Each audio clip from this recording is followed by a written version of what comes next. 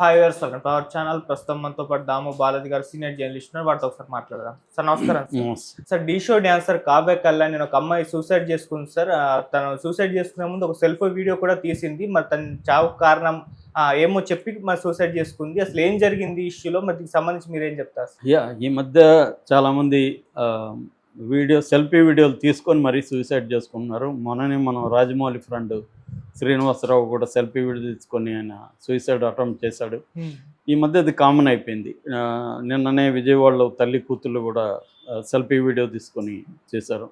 అంటే selfie video తీసుకోవడం వల్ల వాళ్ళు ఎందుకు తీసుకుంటున్నారు అనేది ఒకటి, దానివల్ల ఉపయోగం ఉంటుందా అనేది ఒకటి, అట్లాగే ఈ అమ్మాయి ఎందుకు చనిపోయింది, లవ్ చేసి ఎందుకు పెళ్లి చేసుకుంది, లవ్ చేసి పెళ్లి చేసుకున్న వాళ్ళ పరిస్థితి ఏంటి, ఈ విషయాలు మనం మాట్లాడుకున్నాం. ప్రధానంగా ఏంటి అంటే ఈ అమ్మాయి పేరు కావ్య కళ్యాణి, 24 ఏళ్ళు. ఈమె ఢీ షోలో ఇంతకుముందు అపేర్ అయ్యేది అప్పుడప్పుడు. సో అక్కడే పరిచయం అయిన అభిలాష్ అనే అతను ఈ అమ్మాయి 5 ఏళ్ళకు ముందు ప్రేమించుకున్నారు. ఈ అభిలాష్ ఈ అమ్మాయి వెంటపడి నేను నిన్ను ప్రేమిస్తున్నానని చెప్పి వెంటపడతాడు. ఈ అమ్మాయి కూడా అతన్ని లైక్ చేసింది. దాని తర్వాత వీళ్ళ అమ్మ నాన్నకి ఇష్టం ఉండదని వీళ్ళ అమ్మ నాన్నకి చెప్పలేదు ఈ అమ్మాయి, వీళ్ళ బ్రదర్కి మాత్రం చెప్పింది. తర్వాత వాళ్ళ అమ్మ నాన్నకు కూడా స్ట్రిక్ట్గా నా జీవితంలోకి మీరు జోక్యం చేసుకోకండి, నా లైఫ్ నాది, నా ఇష్టం వచ్చినట్టు నేను ఉంటాను అని చెప్పి గట్టిగా చెప్పేసి ఈ అభిలాష్ ఇంటికి వెళ్ళిపోయింది. పెళ్లి చేసుకుంది వాళ్ళ అమ్మ నాన్నకి తెలియకుండా ఈ అబ్బాయి వాళ్ళ ఇంటికి వెళ్ళిపోయింది పెళ్లి చేసుకొని. ఈ అబ్బాయి కూడా నేను బాగా చూసుకుంటా అన్నాడు, హామీలు ఇచ్చాడు, జరిగింది. అయినాక ఏమైందంటే ఈ 5 ఏళ్ల తర్వాత ఇప్పుడు ఇంకొక అమ్మాయిని నా లైఫ్లోకి వచ్చింది, నేను ఆ అమ్మాయిని పెళ్లి చేసుకోబోతున్నాను అని పెళ్లి ఏర్పాట్లు అవన్నీ జరుగుతున్నాయి. ఈ అమ్మాయి ఆ పెళ్ళిని ఆపడానికి, ఈ అభిలాష్ని కన్విన్స్ చేయడానికి అనేక రకాలుగా ట్రై చేసింది, ఫలితం లేదు. దీన్ని ఇప్పుడు తల్లిదండ్రుల దృష్టికి తీసుకెళ్ళలేని పరిస్థితి, ఎందుకంటే వాళ్ళని కాదనుకొని వచ్చేసింది. తనకి ఇంకా వేరే సపోర్ట్ సిస్టమ్ కూడా ఏమీ లేదు. దాంతో ఈ అమ్మాయికి ఏం చేయాలో తెలియట్లేదు. దాంతో ఈ అమ్మాయి సెల్ఫీ వీడియో తీసుకొని ఇట్లా నేను చనిపోబోతున్నాను, నా చావు కారణం అభి, నన్ను 5 ఏళ్ల నుంచి లవ్ చేసి పెళ్లి చేసుకొని ఇంటికి తీసుకెళ్ళాడు, ఇప్పుడు నన్ను పక్కకు పెట్టేసి వేరే అమ్మాయిని పెళ్లి చేసుకోబోతున్నాడు. సో నేను దీనికి ఏం చేయాలో తెలియట్లేదు, అందుకని చనిపోతున్నానని చెప్పి అమ్మాయి చనిపోయింది. సో వీళ్ళది ఖమ్మంలో బ్యాంక్ కాలనీలో ఉంటారు. ఇతను వచ్చి పొన్నేకల్ అనే పక్కన ఊరు, ఖమ్మం రూరల్ మండలంలో. ఆ పొన్నేకల్లో వీళ్ళ ఇంట్లోనే ఈ అమ్మాయి వెళ్ళి ఈ అబ్బాయి ఇంట్లోనే ఆత్మహత్య ఊరేసుకొని చనిపోయింది. సో మామూలుగా ఎందుకు లవ్ చేసుకున్న వాళ్ళు కూడా ఇలాగ ఎక్కువ చనిపోతున్నారు అన్నప్పుడు మనకి అంటే ఒక జోక్ లాగా చెప్పుకోవాలంటే, ఎవరి గుంత వాళ్ళు దవ్వుకోవడం లవ్ మ్యారేజీ, మన గుంత వేరే వాళ్ళు దవ్వుతే అది అరేంజ్డ్ మ్యారేజీ. అంటే మ్యారేజ్ అనేది గుంత లాంటిది, మనం దవ్వుకుంటే లవ్ మ్యారేజీ, వేరే వాళ్ళు దవ్వుతే అది అరేంజ్డ్ మ్యారేజ్ అన్న ఒక సామెత ఉంది. కాబట్టి అంటే మ్యారేజ్ అనేది గుంతే అనేది దీంట్లో బేసిక్గా అర్థం. అయితే మన గుంత మనమే దవ్వుకోవడం వల్ల వేరే వాళ్ళ మన గుంత వేరే వాళ్ళు దవ్వడం వల్ల తేడాలు ఉన్నాయంటే ఖచ్చితంగా ఉన్నాయి. ఇందులో లవ్ మ్యారేజ్లు ఏంటంటే నీకు ఒక ఫ్రీడమ్ ఉంటుంది, నువ్వు ఒక ధిక్కారం ఉంటుంది, అటానమీ అంటారు, నీకు ఒక స్వతంత్రత ఉంటుంది. అంటే నువ్వు జీవితాంతం ఎవరితో కలిసి ఉండాలో నువ్వే నిర్ణయించుకుంటావు. అరేంజ్డ్ మ్యారేజ్లో నువ్వు నిర్ణయించు, నువ్వు లైఫ్ లాంగ్ ఎవరితో కలిసి ఉండాలో మన పెద్దోళ్ళు నిర్ణయిస్తారు, తల్లిదండ్రులు. ఇవాళ సమాజం అడ్వాన్స్ అయినాక స్త్రీలు కూడా అన్ని రంగాల్లో ముందుకు వస్తున్న వల్ల విమెన్ కూడా సెలెక్ట్ చేసుకుంటున్నారు, నేను ఎవరితో జీవితాంతం ఉండాలి అనేది విమెన్ సెలెక్ట్ చేసుకోవడం అనేది బాగా పెరిగింది. అందువల్ల లవ్ మ్యారేజ్లు అనేవి మనకి బాగా పెరిగాయి ఈ మధ్యకాలంలో. సో అయితే ఇక్కడ ఇంతవరకే ఉంది, పెళ్ళి వరకు మాత్రమే, అంటే లవ్ చేయడం పెళ్లి చేసుకోవడం వరకు మాత్రమే స్త్రీకి ఇండిపెండెన్స్ అంతా ఉంది లవ్ మ్యారేజ్లో, అంతవరకు అది ప్రోగ్రెసివ్. ఆ తర్వాత మళ్ళీ మామూలు చట్టం లేక అమ్మాయి వెళ్ళిపోతుంది. అంటే మళ్ళీ మామూలు బంధువులు ఎంటర్ అవుతారు లైఫ్లోకి, బంధువులు డిసైడ్ అవుతారు, హస్బెండ్ రోల్ మేల్ చావనిజం అనేది స్టార్ట్ అవుతుంది, పేట్రియార్కల్ ఎక్స్పెక్టేషన్స్ స్టార్ట్ అవుతాయి. ఇక్కడ ఏమవుతుందంటే రకరకాల ప్రాబ్లమ్స్ లవ్ మ్యారేజ్లు ఏమొస్తున్నాయంటే ముఖ్యంగా అమ్మాయిలకి వాళ్ళ ఇంట్లో కాదనుకొని, ఇప్పుడు ఈ అమ్మాయి కూడా అదే ప్రాబ్లం. ఈ అమ్మాయి ఇంట్లో కాదనుకొని వచ్చినాక పవర్ డైనమిక్స్ అంటారు, పవర్ పాలిటిక్స్ లేదా పవర్ డైనమిక్స్ అనేవి ఎంటర్ అయిపోతాయి కపుల్లో. ప్రేమ అనేది ఒక ఇల్యూజన్ లాంటిది, ఒక ఎండమావి లాంటిది. ఆ ఎండమావి దగ్గరికి పోయినాక ఎండమావి అది ఎండమావి అని తెలుస్తుంది. అంతవరకు మనకి అక్కడ నీళ్ళు ఉన్నాయి అనుకుని పోతాం.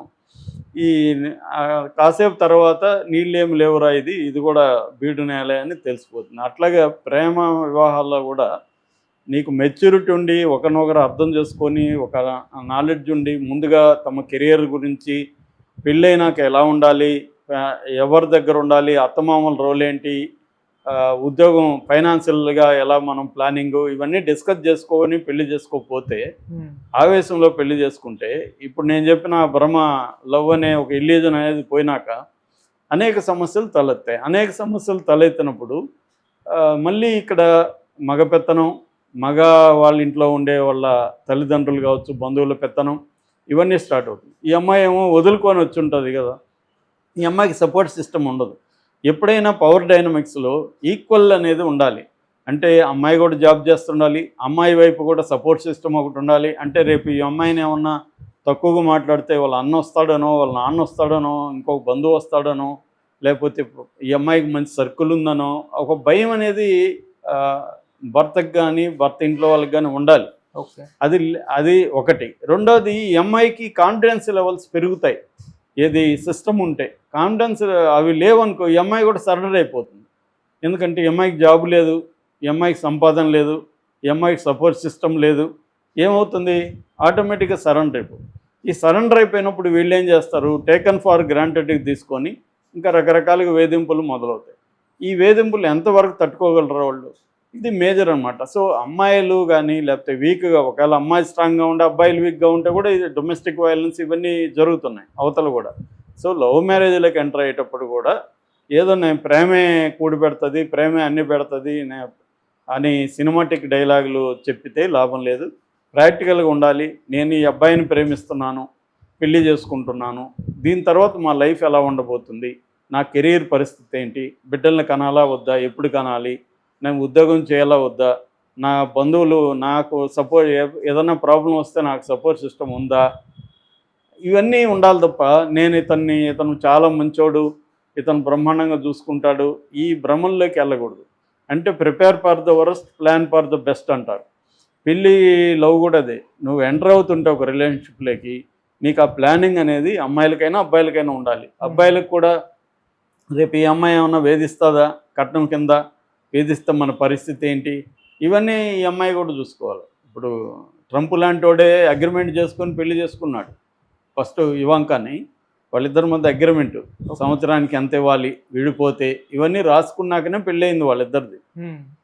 అలా అంటే అతను బిజినెస్ మ్యాన్ కాబట్టి జాగ్రత్తగా ఆలోచించుకొని. రెండోది అమెరికాలో చాలా పెద్ద ఎత్తున డైవర్స్ ఇవ్వాల్సి ఉంటుంది. అంటే పెళ్లి చేసుకున్నావంటే నీ సగం ఆస్తి కోల్పోతున్నట్టే అని కూడా సామెత ఉంది అక్కడ. నువ్వు పెళ్లి చేసుకుంటున్న ఆస్తి అంటే సగం ఆస్తి నువ్వు ఇచ్చేయడానికి రెడీ అయితేనే నువ్వు పెళ్లి చేసుకోవాలని. సో అందుకని ట్రంప్ అలా చేసుకున్నాడు. సో ఇక్కడ కూడా ఇప్పుడు వస్తున్న సమస్యల దృష్ట్యా అబ్బాయి కానీ అమ్మాయి కానీ ఏంటంటే ముందుగా అన్నీ ఆలోచించి ప్లాన్ చేసుకొని వరస్ట్కి ప్రిపేర్ అయ్యి చేసుకోవాలి తప్ప మనం ఏదో లైఫ్ లాంగ్ కలిసి ఉంటాము, ఈ ప్రేమనే భోంచేసి ప్రేమనే నిద్రపోయి ప్రేమతోనే ఉంటాము అనే ఒక భ్రమంలో ఉండకూడదు. అమ్మాయిలైనా అబ్బాయిలైనా, ముఖ్యంగా అమ్మాయిలకి ఎక్కువ అభద్రత ఎక్కువ ఉంటుంది. ఎందుకంటే మన దేశంలో ఇప్పటికీ ప్యాట్రియాటిజం ఉండదు. సో అమ్మాయిలు తక్కువ అనే ఫీలింగ్ ఉంది. ఇప్పుడు అమ్మాయిలు అబ్బాయి ఇద్దరు ఈక్వల్ ఉద్యోగాలు చేస్తున్న ఇంట్లో పని అంతా ఎవరు చేస్తారు, అమ్మాయే చేస్తుంది. పిల్లలు ఉంటే పిల్లల పెంపకం ప్రధానంగా ఎవరు చూసుకుంటారు, అమ్మాయే చూసుకుంటుంది. ఇవన్నీ కూడా ముందుగా డిస్కస్ చేసుకొని చేయకపోతే ఈ అమ్మాయి అదే చేసింది. ఈ అమ్మాయి తొందరపడింది, ఈ అమ్మాయి అభిలాష్ అనేవాడిని నమ్మేసింది కంప్లీట్గా. దాంతో ఈ అమ్మాయి కెరీర్ పోయింది, ఈ అమ్మాయి సపోర్ట్ సిస్టమ్ ఫ్యామిలీ పోయింది, దాంతో ఇతని మీద డిపెండ్ అయిపోయింది. దాంతో వాడికి కూడా ఈ అమ్మాయి మీద గౌరవం కూడా ఉండదు. అందుకని ప్రేమ కంటే కూడా వీడు మనకి ఎంతవరకు గౌరవం ఇస్తున్నాడు, మనకి ఎంత ఇంపార్టెన్స్ ఇస్తున్నాడు అనేది ఇంపార్టెంట్. ప్రేమ టైంలో ఇస్తారు అందరూ, వాళ్ళది పోయేదేం లేదు. కాబట్టి పెళ్ళి అయినాకనే ఇవన్నీ డైనమిక్స్ స్టార్ట్ అవుతాయి.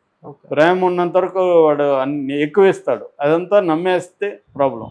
అది నమ్మకూడదు. పెళ్ళైనాక ఎలా ఉంటాడు, ఒకవేళ ఉండకపోతే మనం బతకగలమా ధైర్యంగా అన్న ఒక క్వశ్చన్ రాకపోతే ఈ అమ్మాయి వల్ల ఈ అమ్మాయి అదే చేసింది.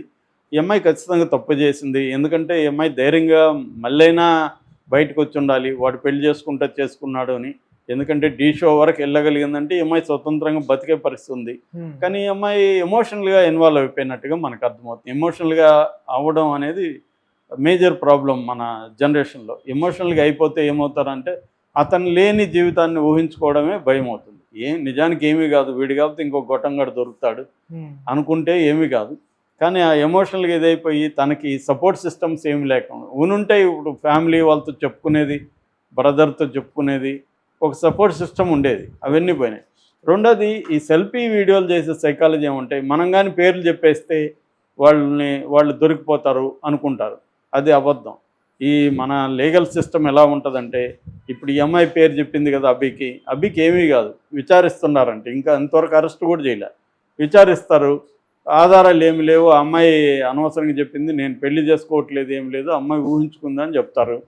ఏమవుతుంది, మహా అంటే జైలు బెయిలు, మళ్ళీ బయటకు వస్తాడు. అది కూడా జరగదు. డబ్బులు ఉంటే మేనేజ్ చేసుకోవచ్చు, ఎఫ్ఐఆర్నే మ్యానిపులేట్ చేసుకోవచ్చు. సో మనకేంటంటే పోలీసులకి మ్యానిపులేట్ చేయొచ్చు, అక్కడ మ్యానిపులేట్ చేయకపోతే జైల్లో చేయొచ్చు, అక్కడ కుదరకపోతే కోర్టులో చేయొచ్చు. మొన్న ఒక డాక్యుమెంటరీ చూస్తున్నాం, మన ట్రంప్ గురువు ఒక ఆయన ఉన్నాడు, రాయ్ ఖాన్ అని. ఆయన అడ్వకేట్ అనమాట. ఇప్పుడు ట్రంప్ లక్షణాలన్నీ ఆయనలో ఉన్నాయి. ఆయన ఇచ్చినవే ట్రంప్కి వచ్చినాయి ఈ లక్షణాలన్నీ.